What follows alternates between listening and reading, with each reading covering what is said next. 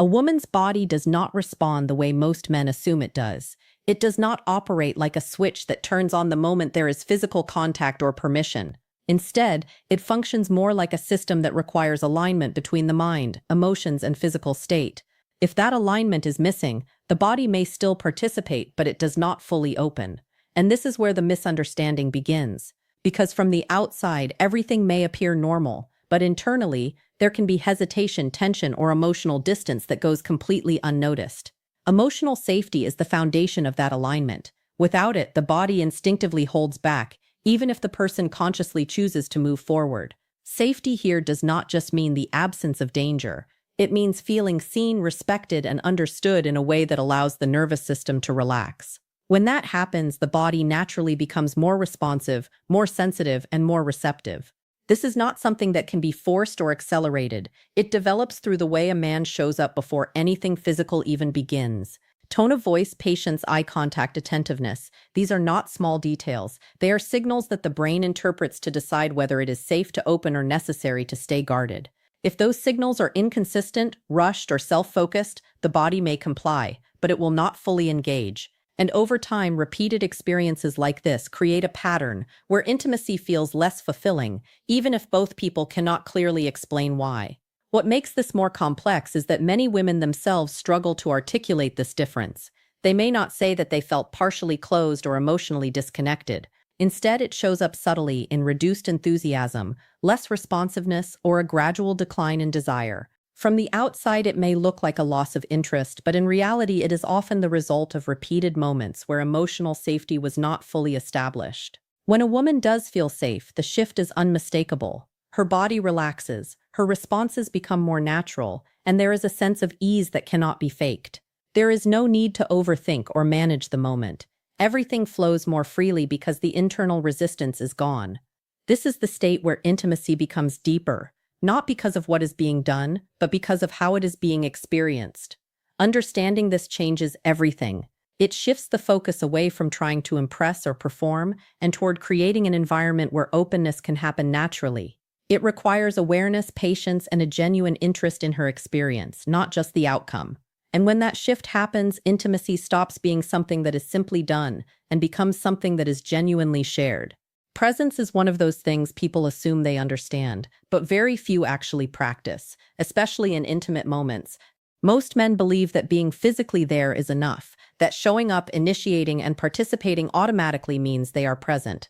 But presence is not about proximity. It is about where your attention is, where your awareness is, and whether the person with you can feel that you are truly engaged with them, not lost in your own thoughts.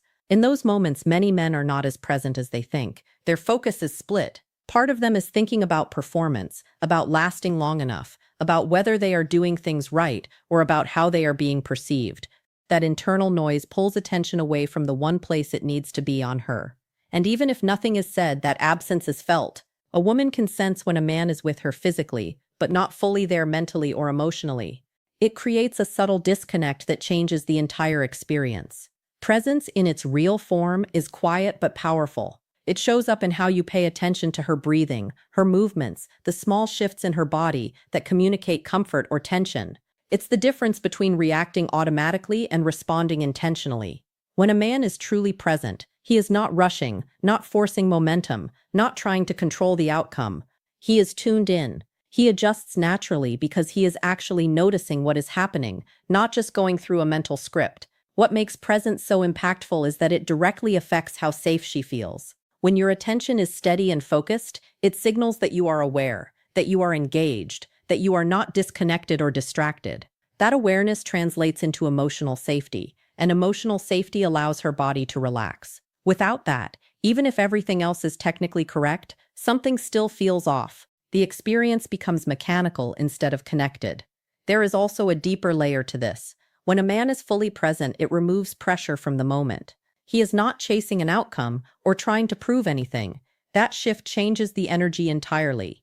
Instead of feeling like something that needs to be achieved, the moment becomes something that is shared, and that shared experience is what creates depth. It's what makes the difference between something that is simply physical and something that actually feels meaningful. The challenge is that presence requires letting go of control. It requires stepping out of your own head and into the moment as it is, not as you think it should be. That's uncomfortable for a lot of men because it means releasing the constant need to monitor themselves. But that's exactly what allows connection to happen, because the more you focus on yourself, the less you are able to connect with the person in front of you. When presence is missing, even strong attraction cannot fully compensate for it. But when presence is there, even simple moments feel deeper, more connected, and more real. It's not about doing more. It's about being fully there in what you are already doing, with your attention undivided and your awareness grounded in her experience as much as your own. Consistency in intimate moments is one of the most misunderstood and underestimated factors in how deeply a woman experiences connection and pleasure. Most men think improvement comes from changing techniques, trying different approaches, or adding variety at the right time. But in reality, one of the most powerful elements is not change at all. It is stability. What is working in a moment is often far more important than what could be added to it. When a woman reaches a state of deep arousal and responsiveness, her body is not reacting randomly. It is responding to a specific rhythm, pressure, pace, and pattern that has gradually built up over time. Her nervous system becomes synchronized with that experience. It starts to anticipate what comes next, and that anticipation is part of what deepens sensation. In that state, even small changes can disrupt that rhythm. A sudden shift in speed, angle, or intensity can pull her out of that flow, not because the change is wrong, but because the system was already tuned to something else. This is where many men unintentionally interrupt the very moment they are trying to enhance, out of excitement, instinct, or the belief that doing more will create a stronger response. They adjust. They increase intensity when things are already working, or they introduce variation at a moment when the body is actually asking for continuity. What feels like an improvement from the outside can feel like a disruption from the inside. The continuity that was building gets reset, and the depth that was forming can weaken. Consistency is not about rigidity or repetition without awareness. It is about recognizing when the body is responding well and allowing that state to continue without unnecessary interruption. It requires attention, not assumption, because the only way to know what should stay the same is to actually observe what is working in real time. This is where emotional awareness becomes just as important as physical action. You are not following a script. You are responding to signals. The deeper reason consistency matters is because arousal is cumulative. It builds layer by layer. Each phase depends on the stability of the previous one. Once the body reaches a certain level of engagement, it does not need constant stimulation changes. It needs continuity to deepen the existing response. When that continuity is maintained, the experience intensifies naturally without force. It becomes smoother, more immersive, and more connected. This is also where emotional pressure often creates mistakes. When a man feels that he needs to make something happen, he becomes more likely to intervene unnecessarily. But the paradox is that the more you try to force improvement in a moment that is already working, the more likely you are to break the natural progression that is unfolding. Trusting the moment becomes more effective than controlling it. Consistency also communicates something deeper on a psychological level. It signals attentiveness and stability. It shows that you are not distracted by your own impulses or constantly shifting focus to chase intensity. That steadiness contributes to emotional safety, which reinforces physical openness. The body responds not only to physical input, but to the predictability and calmness of the person providing it. When consistency is understood and applied correctly, it changes the entire dynamic. Instead of a fragmented experience made up of adjustments and interruptions, intimacy becomes a continuous flow. And in that flow, the experience becomes more connected, more grounded, and more deeply felt, without needing escalation or exaggeration. What happens after intimacy is often treated like an afterthought, but in reality, it is one of the most emotionally significant parts of the entire experience. Many people assume that once the physical moment is over, everything resets back to normal. But the body does not work that way. Neither does emotional memory. What happens in the minutes after closeness can shape how the entire experience is remembered, felt, and internalized.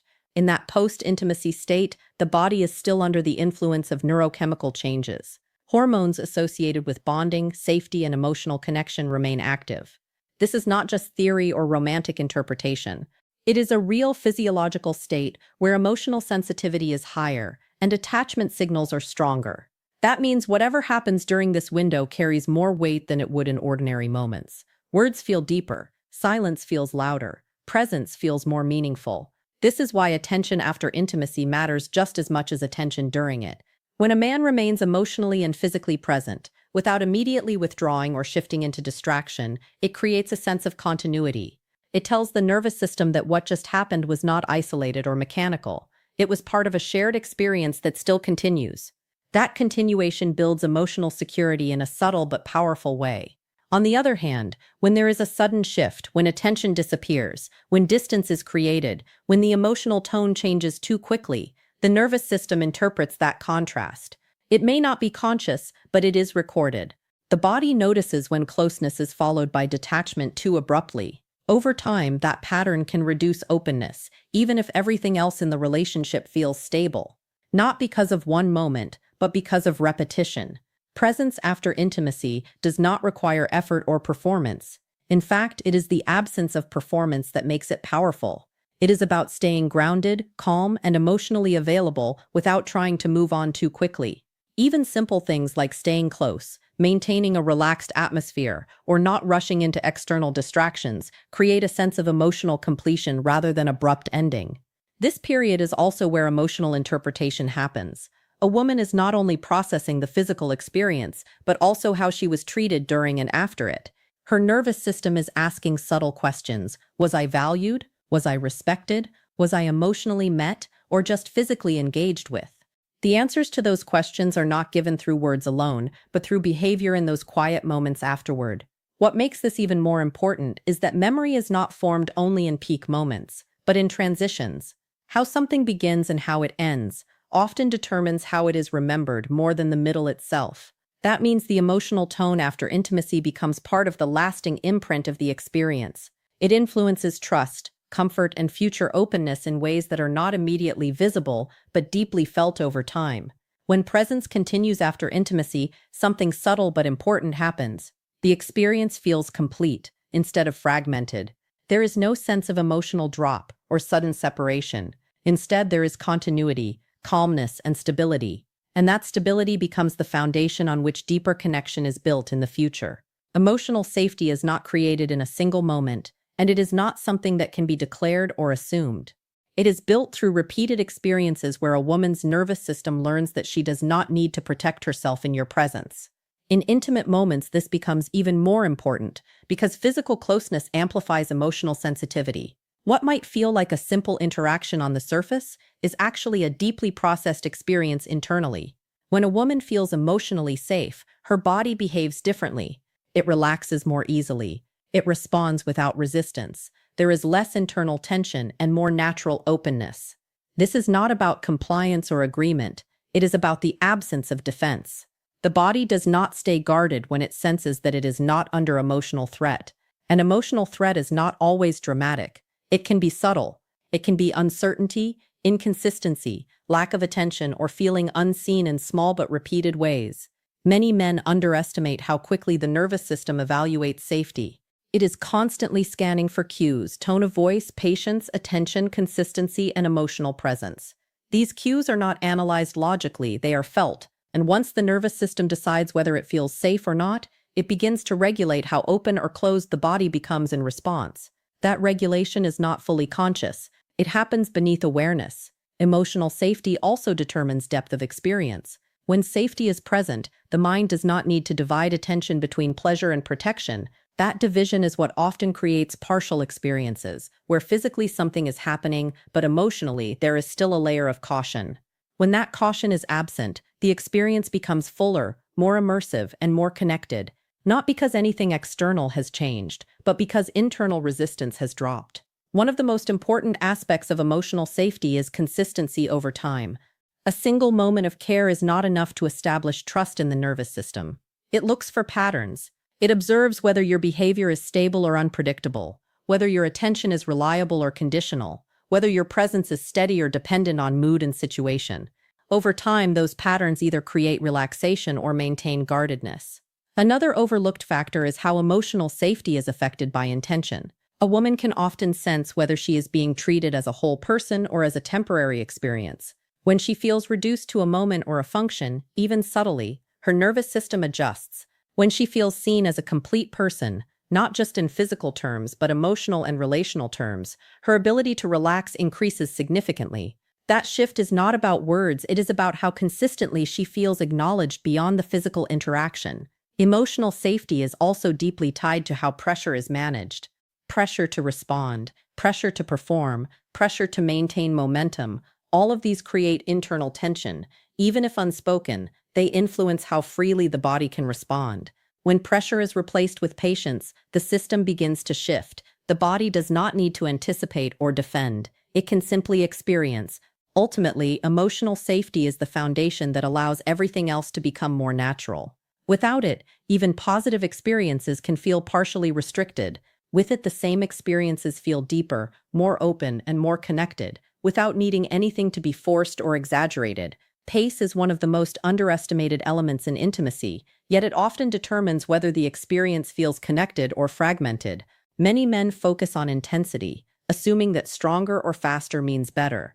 But the body does not interpret intensity alone as pleasure. It responds to timing, rhythm, and the ability to gradually adapt. When pace is rushed, the body is forced to adjust too quickly, and that adjustment often comes with tension instead of relaxation. A slower beginning allows the nervous system to align with what is happening. The body needs time to interpret signals and respond appropriately. When movement begins gradually, it creates space for awareness to build rather than shock the system into reaction. That gradual entry into rhythm is what allows comfort to develop. Comfort is not passive, it is the foundation for deeper responsiveness. Without it, even strong attraction cannot fully translate into a fulfilling experience. When pace is too fast from the beginning, the body is not given time to prepare. Muscles may still be partially engaged, sensitivity may not be fully activated, and emotional readiness may still be developing. In that state, movement can feel like pressure rather than flow. The difference is not always visible, but it is deeply felt internally. What could have been a smooth transition becomes something that requires adjustment instead of enjoyment. As the experience continues, maintaining a steady rhythm becomes just as important as starting slowly. The body begins to synchronize with repetition. It anticipates movement, responds more easily, and settles into a pattern that feels natural. If that rhythm is interrupted too often or changed without awareness, the sense of continuity breaks. The nervous system has to reset, and that reset reduces depth. What was building gradually loses momentum. A controlled pace also allows emotional awareness to stay present. When everything is rushed, attention narrows. Focus shifts toward urgency, performance, or outcome. But when pace is steady, awareness expands. There is more space to notice reactions, shifts in breathing, and subtle changes in response. That awareness is what allows adjustments to happen naturally instead of reactively. It becomes a dialogue without words. Another important aspect of pace is how it affects trust in the moment. When a woman feels that things are unfolding gradually and not being forced forward, her body is more likely to remain open. There is no need to resist or brace. Instead, there is a sense of being carried by the rhythm rather than pushed by it. That distinction changes everything about how the experience is felt internally. Pace also influences emotional interpretation. A rushed experience can feel disconnected even if attraction is strong. A steady, controlled pace creates a sense of being valued enough not to be rushed. It communicates attentiveness without words. The nervous system interprets that as care, and care translates into relaxation. Relaxation is what allows deeper sensation to be fully experienced rather than partially filtered. The most common mistake is changing pace based on internal urgency rather than external response. When attention shifts inward toward performance or anticipation, the natural rhythm is disrupted. But when attention stays on how the body is responding, pace adjusts itself naturally. It becomes less about control and more about alignment with what is already working. When pace is understood correctly, it stops being about speed altogether. It becomes about timing, awareness, and responsiveness. And in that state, intimacy feels less like something being done, and more like something unfolding naturally between two people who are actually attuned to each other. Awareness in intimacy is not about doing more, it is about noticing more. Most men assume that physical effort defines quality, but in reality, the deepest difference comes from how much attention is directed toward the other person instead of inward thoughts.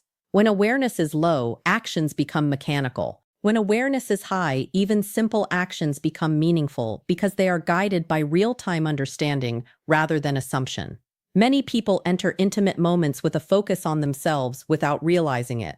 Thoughts about performance, timing, or outcome quietly take over attention. This internal focus creates a kind of emotional blindness. The body may still be active, but perception becomes limited. Subtle signals from the other person are missed or misread. And when those signals are missed, the connection becomes less responsive, even if everything appears fine externally. True awareness begins when attention shifts outward. It means noticing how the other person is breathing, how their body is reacting, how their energy is shifting moment by moment. These are not dramatic signals, they are subtle. A slight change in stillness, a shift in rhythm, a difference in engagement. When attention is tuned to these details, interaction becomes responsive rather than automatic. This level of awareness changes the entire structure of the experience. Instead of following a fixed idea of what should happen next, each moment becomes guided by what is actually happening. That creates adaptability. And adaptability is what allows intimacy to feel connected rather than scripted. It removes guesswork and replaces it with real-time understanding. Without awareness, even good intentions can lead to misalignment. A person may think they are doing the right thing, but if they are not observing the response, they are relying on assumption rather than feedback. And assumption is where disconnect begins. What feels right from one perspective may not match what is being experienced on the other side. Awareness bridges that gap. Another important aspect of awareness is emotional perception. It is not only about physical signals, but also about emotional shifts. Energy can change even when nothing outwardly obvious happens. A slight withdrawal, a moment of hesitation, or a change in presence can indicate that something needs to slow down, adjust, or stabilize. These shifts are often small, but they are significant. When awareness is strong, pressure naturally decreases. There is less need to force outcomes or control direction. Instead, there is a sense of flow guided by response. This reduces internal tension and creates more space for connection to develop naturally. It also helps prevent unnecessary interruptions, because actions are based on real feedback rather than anticipation.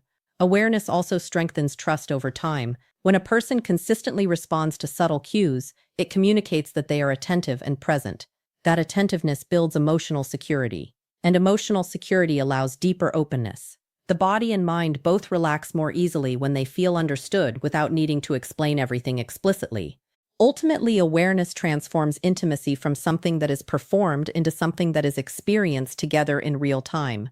It replaces assumption with observation and replaces routine with responsiveness. And in that shift, connection becomes more authentic, more stable, and more deeply felt without needing anything exaggerated or forced.